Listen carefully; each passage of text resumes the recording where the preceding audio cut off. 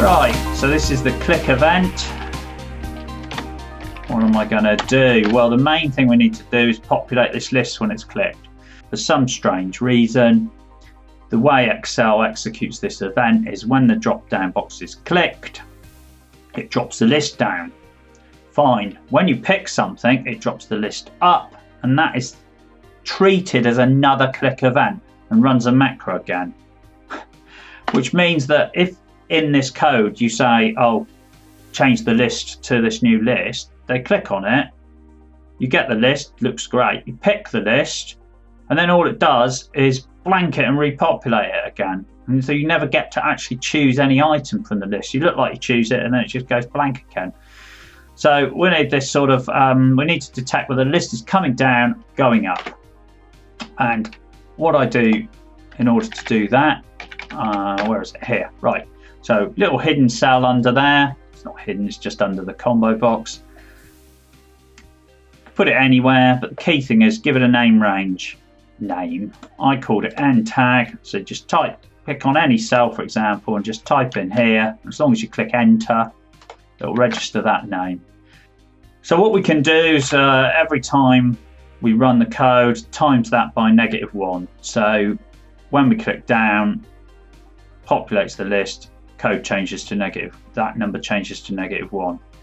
Next time the code, so then when the list closes, the code runs again, that tag is -1, so we can make sure that it only populates the list when it's number 1, and it shows scenarios when it's -1. And as long as we're always timesing that number by -1 and no one comes in and deletes it or anything, everything's going to work fine.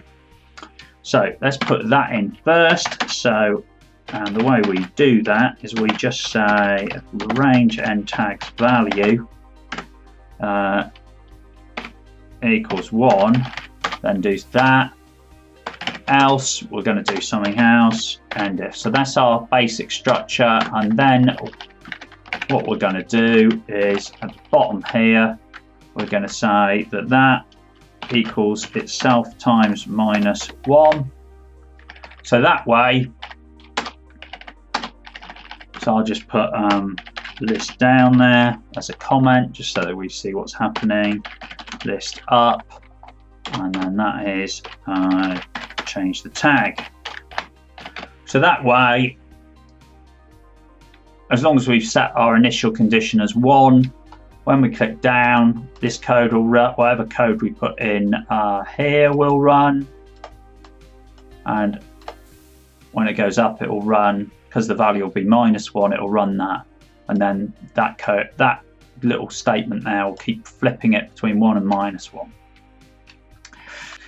If you want to know much more about drop-down boxes and how you can do really clever stuff with them, I've got loads of videos out on this now, so check those out.